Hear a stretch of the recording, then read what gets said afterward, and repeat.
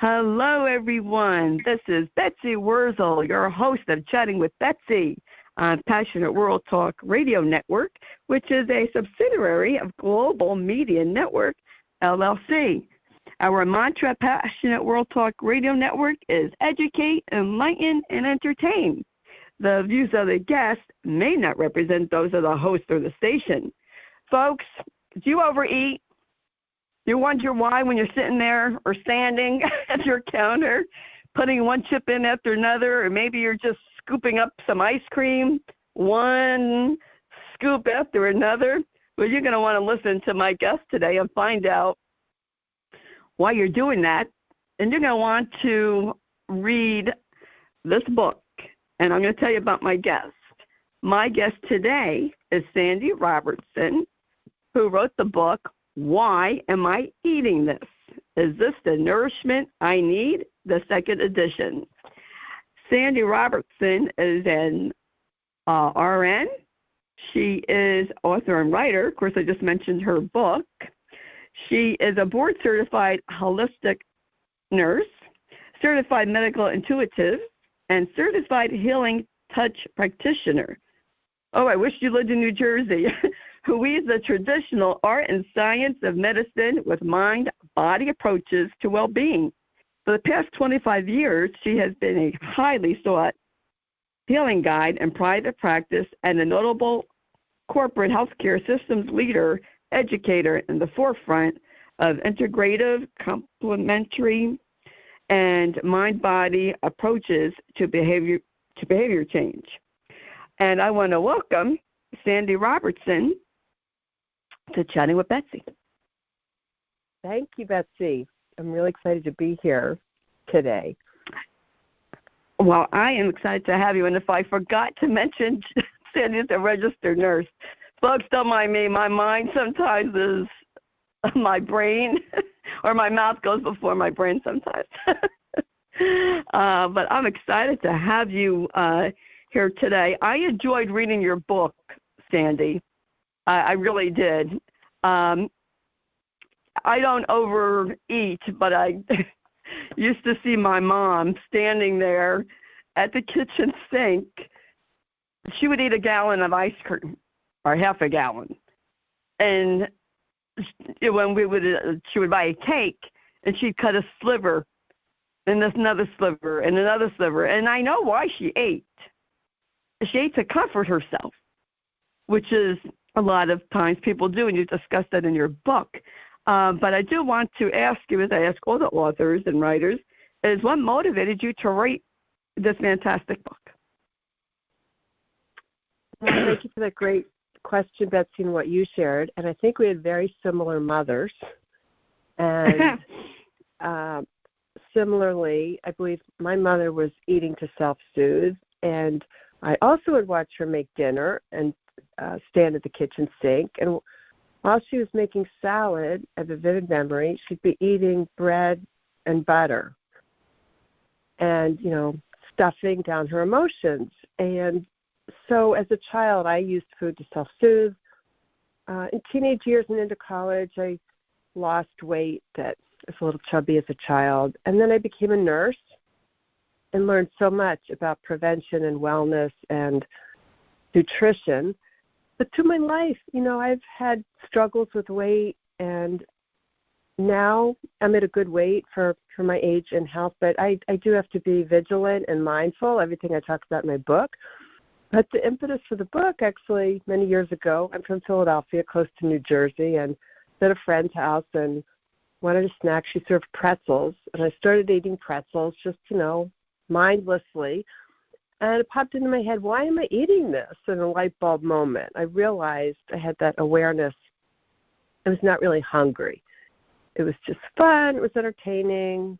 Just wanted to eat. So that combined with then my journey in nursing is not just prevention, wellness, corporate wellness, managing obesity programs, but counseling thousands of people, teaching groups, and also learning more about mindfulness, mindful eating, the mind-body-spirit connection, and how our thoughts, beliefs, feelings, and emotions are connected to our actions. That's one of the hallmarks of behavior change, really connecting the dots on all of that.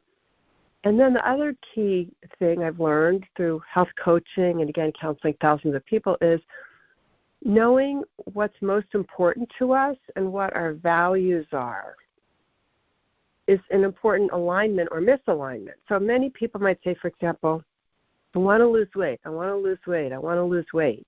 But maybe soothing their feelings and emotions is more important, or they're in a state of flux in their life or confusion. Again, they're eating for other reasons, nothing to do with needing nutrition or fuel. So I really wanted to share all the wisdom I've learned and help guide people, and for people to know there are solutions, there is a way out with tuning in.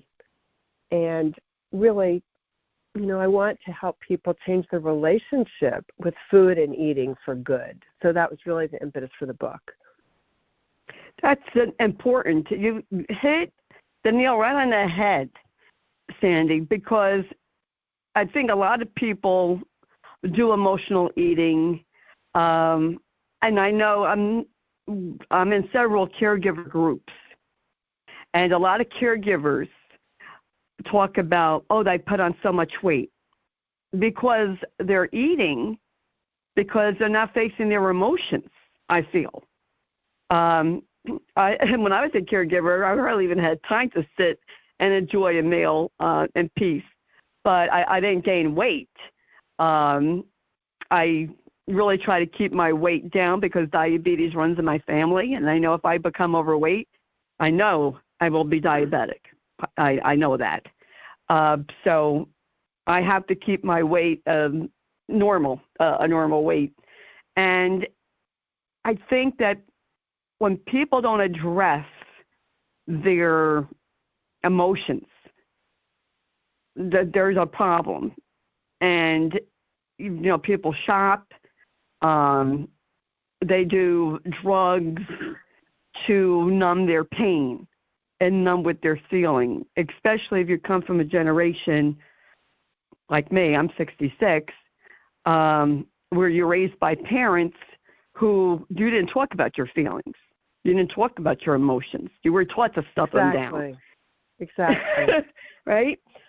Excuse me. Because they had to do that. They had to stuff down their emotions. And I, saw this with my mom. I used to say to her, what's eating you? You have to find out what's eating you and address that. And I think that's a big issue. Oh, and before I forget, folks, we're, talking about eating, nutrition. Do you have any questions about your weight or losing weight, consult your primary care physician. I have to make sure I put that in there. Absolutely. And I just think that if people acknowledge their feelings and would say, okay, I'm upset about something, and address it instead of eating, a bag of chips. And I also highly recommend counseling. And, I think overeating and not eating correctly goes hand in hand with mental health issues. What's your feeling on that? Absolutely. Oh, I agree 1,000%, Betsy. And I also encourage people to seek counseling, a mental health expert, licensed, credentialed one, and to get underneath, like you said, what's eating you, or perhaps it's grief or trauma from childhood, memories, issues. An expert licensed clinician can help you work through those in a safe environment.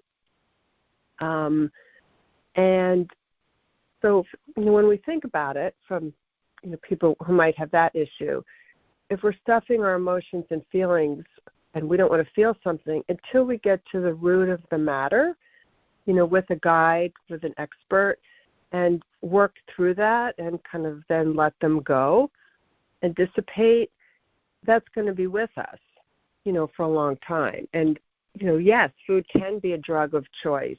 Like you use examples, whether it's shopping, other addictions, drugs, food can be a drug of choice. And actually, I know a lot of people who've lost a great deal of weight via Overeaters Anonymous and 12-step programs. So, excuse me, I want to reiterate and emphasize there's a program or support, excuse me, or expert for everyone, depending on what their issue is. There are also licensed dietitians, who can help really, and health coaches. I also do this with clients creating from a nursing and self-care point of view, care plans that are personalized for that person.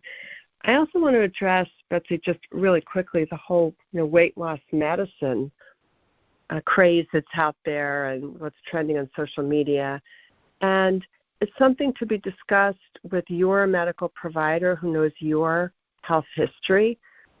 And, to me, it's really a collaborative partnership over time and not something if someone decides to go that route to jump into suddenly because they've had frustration losing weight. So I believe in the whole multifaceted approach, in other words, the behavioral approach, looking at, food and calories and nutrition and what's the nutrition that's best for your mind, body, spirit, and energy system. And then your unique physiology and lab tests and hormone levels and insulin levels and blood sugar levels, and then discussing all that with a healthcare provider. So there are many prongs of support and guidance that can be gleaned. I think my book, for many people, is a great doorway in to awareness that maybe they haven't looked at food as fuel or, how much am I doing emotional eating? Or what other ways can I nourish myself, which is a big theme of the book, too. Instead of reaching for a bag of chips, how about going out and taking a 10-minute walk? So I really focus on, I think, the circle of health and that there are other ways we can nourish ourselves. And then also with the important caveat that expert medical providers should be consulted, too, for your unique physiology. I absolutely agree. I have to say, Sandy, your book is an easy read, quick to read, and I love that it has a bigger print for my middle-aged eyes. And you give exercises in your book, and I just want to read one of the exercises in your book, if you don't mind. No. I'd like that you focus on, it says, when you eat, focus on being thankful for each small bite. When you chew with appreciation and really taste the flavor in a way that you have never tasted food before. I really like that, and to be grateful. And, I tell my son, the only thing my son does fast is eat. And I go, Josh, slow down. Put your fork and knife down in between bites. I read, this might be old news by now, but you should at least chew your food 10 times before swallowing. Is that still the standard? I don't know what it is right this minute, Betsy, but I've heard 20. A friend of mine does 50. To me, that's a lot. Wow. But what I'll say is a lot of people I eat with chew, I think, 3 times and swallow, and they're already putting more food in their mouth before they've even chewed and swallowed.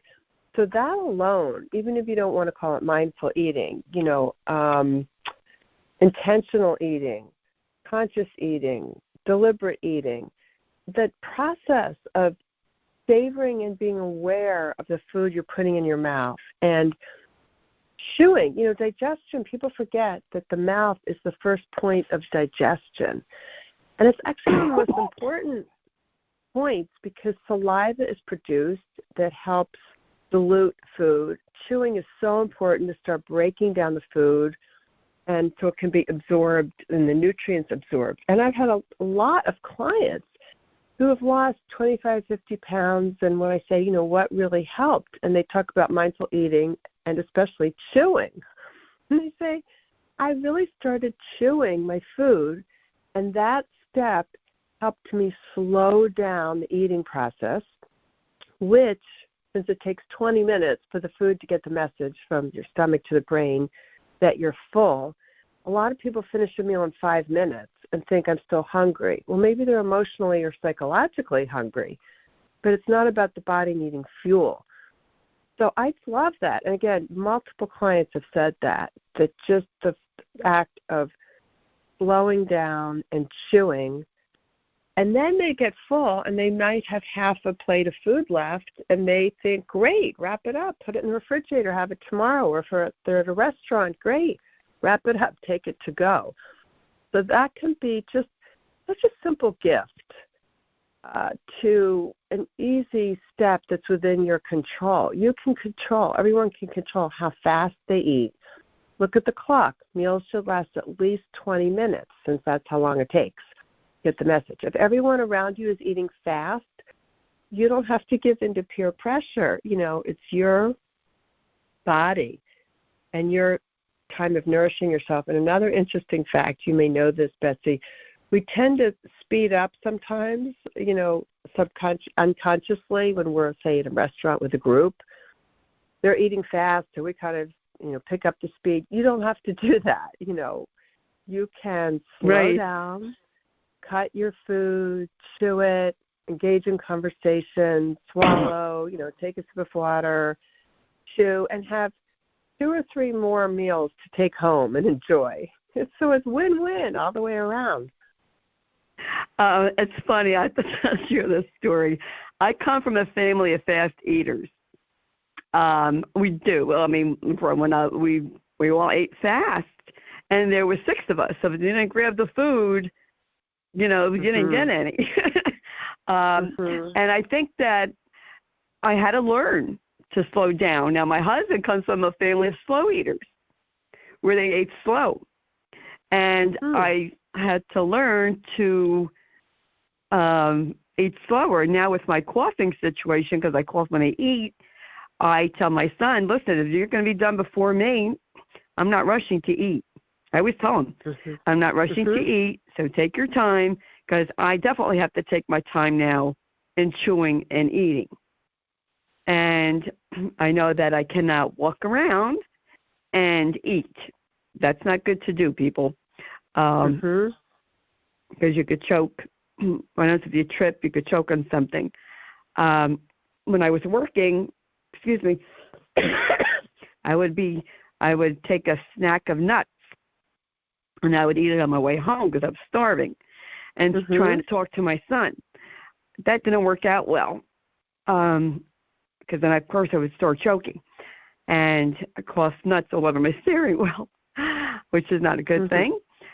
And I just think if we took our time with chewing and eating, that's a big help. And thinking, and I like how you talk about self-care and thinking about, actually, and you had this in your book, the question this book digs deeper into is, will this nourish my body and my soul? How else can I nourish my body, mind, spirit, and energy system? These are great questions that you have in your book and answers, Sandy. I mean, this book is really phenomenal, and I love the picture that you have of someone holding a heart, and it says fuel versus self-care. I like that. Great ideas and thoughts in your book, and it's helped me. I mean, before we put something in our mouth, excuse me, folks, you need to think, is this good for me? Is this nutritious? Will this help my brain? And I'll tell you, and you know this as well as I do, Sandy, there's a lot of talk now about the food we put in our bodies and affecting our brain health. That's something to think about, folks. Exactly. Yes, thank you for bringing that up. That's why I have a section on brain-gut, the gut-brain connection. And there's a lot in the media now. People can Google it. And I don't think everyone realized that, absorption of food, a lot takes place in the stomach. But then that affects the brain chemicals and hormones. And actually dopamine and serotonin, which, help us feel happy and, positive emotions, that's actually produced in the gut. If our gut bacteria, we all have bacteria in our gut, and there's good bacteria too, not just bad bacteria. And if the ratio or microbiome is off in the gut, that can affect our brain chemistry and how we feel and our emotions and thoughts. And likewise, if we're, say, depressed or having a lot of upset emotions in our brain, that can affect our gut and what's going on. Think about it when you're upset about something. You might feel nauseous or sick at your stomach. Or sometimes people, say, I feel like I was kicked in the gut. I mean, that gut, some doctors I work with have called it the brain of our body. Because so much takes place in the gut. So, in other words, the relationship between the gut and the brain is bidirectional. Think of a 4-lane highway with cars going both directions. So what's going on in our gut affects our brain, and what's going on in our brain affects our gut. I think it's excellent that there's so much in the media now about brain health. A lot of people are concerned about, thinking way ahead regarding dementia and Alzheimer's and research on, what nutrients are good for our brain. So yes, guiding the food we choose, in other words, these days, I think it's like you're saying, Betsy, about what nourishment is best for me, my age, what's going on with me, my unique health care status, and then what, how's my gut doing, how's my brain doing, and what nutrients do I need, independent of what's trending on social media. So I think that's another important point I bring up in my book, to personalize your nutrition, like your gut-brain fuel. Personalize it for you, your energy levels, your physiology, your medical status. So thank you for bringing up the gut. It's very important. Oh, you're welcome. Yes, and it's very big now. I get a lot of, information. I am very active in the knowing what's going on in the Alzheimer's community, and there's a lot of talk about the brain and the gut, eating blueberries and Turmeric. fish. Yes. I personally, I don't like kale. I've tried it. I just don't like it. That's me personally. But I do like nuts and seeds, and I do, buy them. And I interviewed two doctors last year about the brain and food, the gut. They talked about the gut. And this doctor had recommended drinking coffee. It said that coffee is very good for you. And there used to be controversy on that. Is it good for you? Is it not good for you? Yeah, excuse me. Those studies. And I think there are positive merits, which I'm happy about. I love coffee. Again, everyone needs to discuss it with their doctor, especially if someone has a cardiac condition or other issues, or stomach acid, for example. Perhaps the guidance might be to limit it to 1 or 2 cups a day. But I think it's good news for coffee lovers, and people do need to discuss that with their own licensed doctors. Yes, absolutely. There's now controversy with diet sodas and what it does to your body. And I have to admit, I don't drink soda every day, but once in a while I do. And when I do drink diet soda. But the doctor I talked to, he said, you're better off drinking regular soda, but just drink 4 ounces. But again, as you said, Sandy, consult with your medical doctor about what you should consume and not consume, because everyone is different. But I do love to eat nuts and dark chocolate. I'm always ahead of my time. I have always loved extra dark chocolate. Excuse me. And I eat a little piece every day of the 100% dark chocolate. I eat. They say a little it's square. very good for you. They say it's very good for you with the phytonutrients in it. So I think that's good. And I do, love berries. If I could just, sorry, Betsy, Sure. one thing that popped in. I love that you talked about the colors of food, and I heard, I've read some articles, and people talk about eating the colors of the rainbow at a meal. And I love that because instead of struggling or thinking negatively about vegetables, for example, just say, how can I add more colors of the rainbow to my lunch or dinner, whether it's in salads or vegetables? That's one thing that popped into my head when you were talking. The other thing is, thank you for bringing up the diet soda issue. And it reminds me that a lot of people use artificial sweeteners. And I've seen some research, which I learned a lot, that the body interprets artificial sweeteners as sugar. So in terms of, the chemicals and how our hormones relate to it and respond to it. So people might think they're doing themselves a favor by having X cups of, whatever, coffee, tea, or diet soda a day with artificial sweeteners. But it is not good for the body for multiple reasons, as you were saying, not just the chemicals and additives, but, the things that end in OL, a lot of them can ultimately mimic sugar for people's blood chemistry. So something, once again, to talk to your doctor about. Yes. I love vegetables and fruit, and thankfully my son does. My husband, I got him to like broccoli. My husband did not like eating vegetables. When I first met him, he loved creamed corn. Well, sorry, folks. When I looked at creamed corn, it was enough to make me want to puke. I thought it was disgusting. And I'm finding, Sandy, like the older I get, my tastes are changing. But I think the quality now of food is not the same as when I was younger. I don't like meat much anymore. Like, I'd rather eat nuts than eat meat. I'm not a meat eater. I just think that the quality has really changed, especially since the pandemic.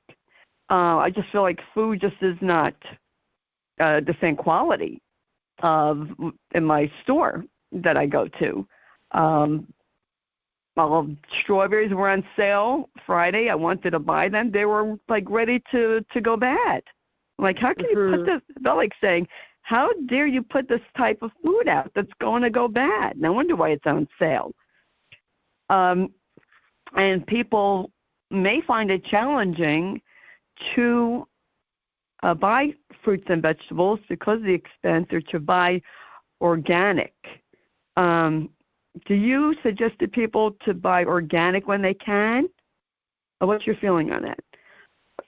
Well, I know that the cost of food has gone up significantly the past 2 years everywhere. And I think if people can afford organic fruits and vegetables, it is good because it does not have the chemicals, and the pesticides. That's if possible. If not, I just remind people to wash their vegetables and fruit, carefully, scrub them if possible. And the other thing is that frozen fruits and vegetables can actually have a lot of nutrition in them because they're, as was explained to me, they're flash frozen, at the peak of their freshness.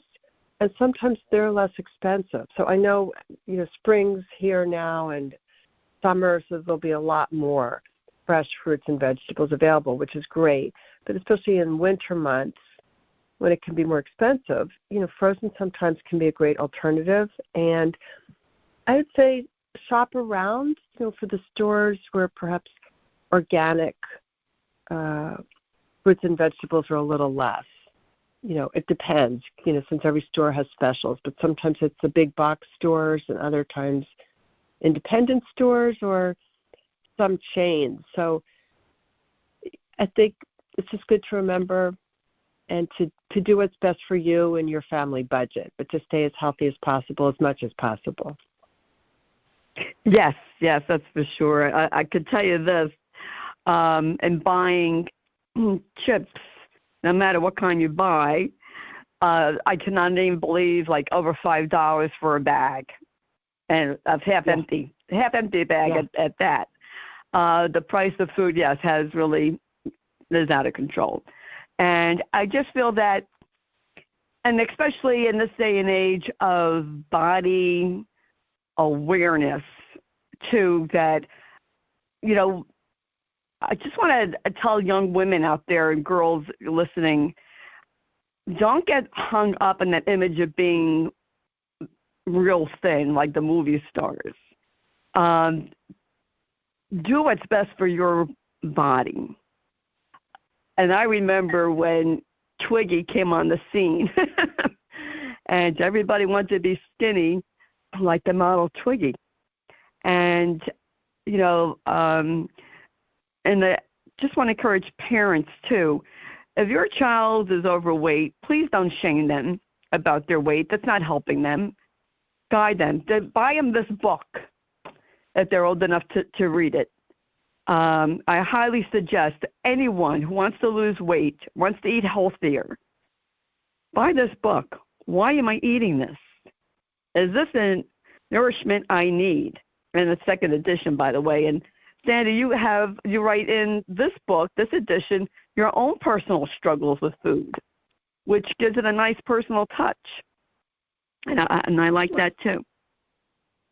Thank you, Betsy. I wanted to let people know I, too, have struggled with using food to self-soothe and compulsive overeating. And it still, to this day, takes deliberate intention. And sometimes, some days aren't so, great. And I think another important point is, I'm glad you brought up, not shaming ourselves and not blaming ourselves. If we have an off day and we come home and we are going through, half a bag of chips or popcorn or whatever, or go to a party and maybe eat too much of something, I think two things, looking at maybe what was going on that I did that I overate, way overate. And then the next point of, okay, it's okay, I love myself. I also would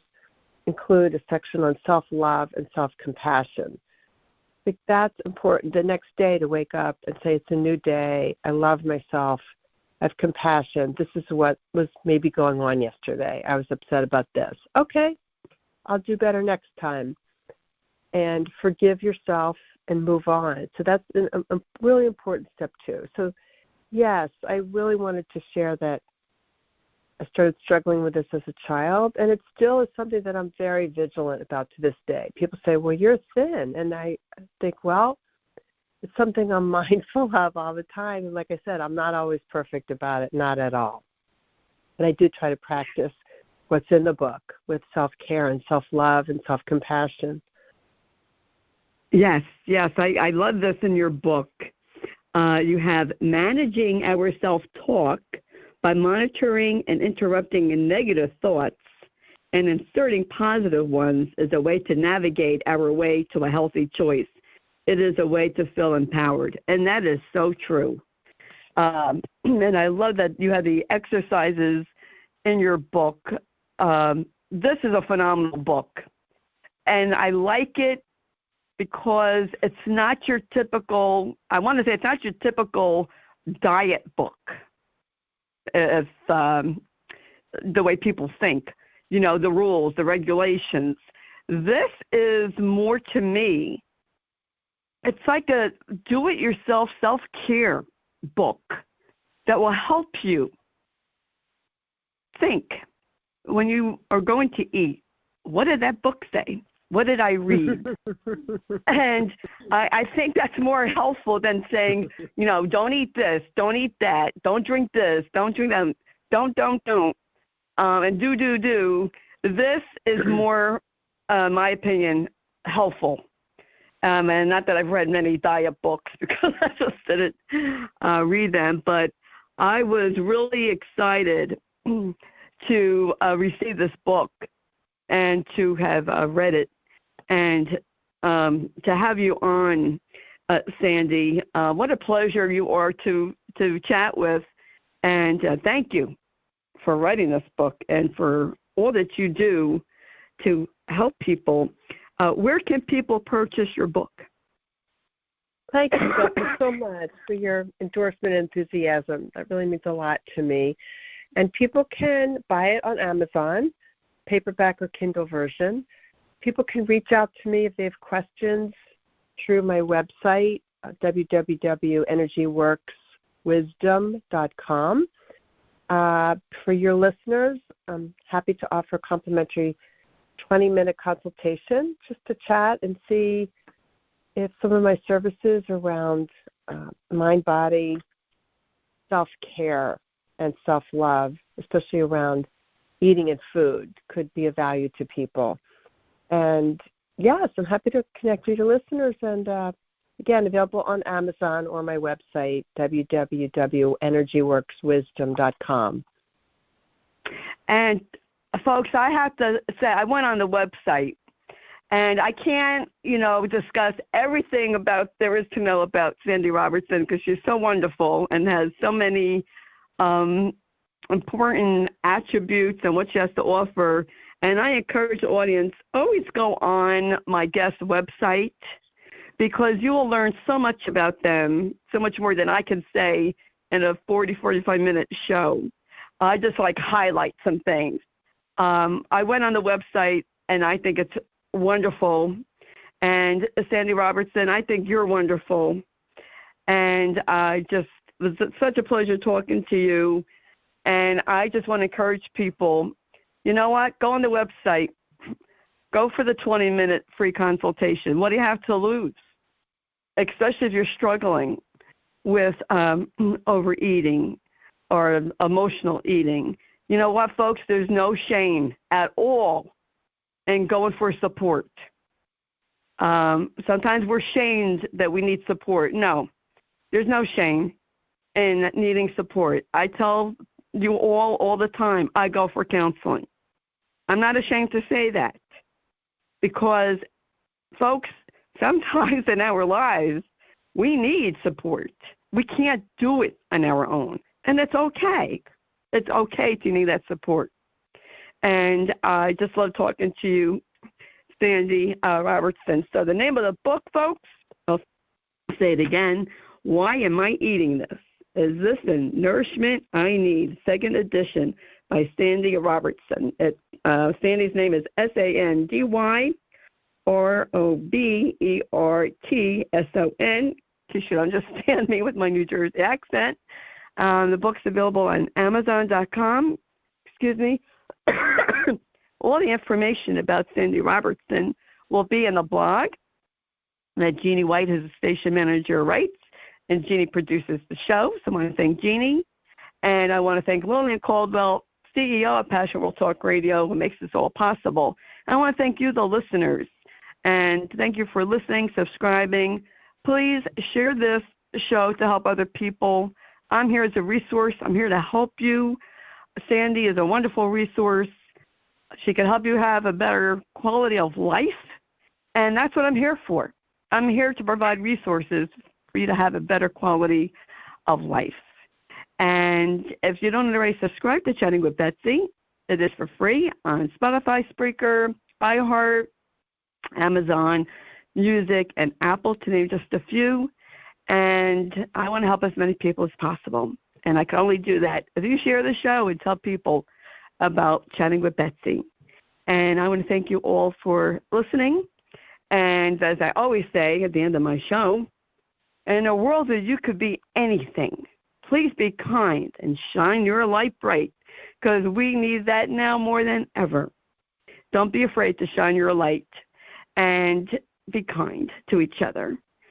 This is Betsy Wurzel, your host of Chatting with Betsy on Passionate World Talk Radio Network, which is a subsidiary of Global Media Network, LLC. Till we chat again, be safe, be kind, shine your light bright, folks.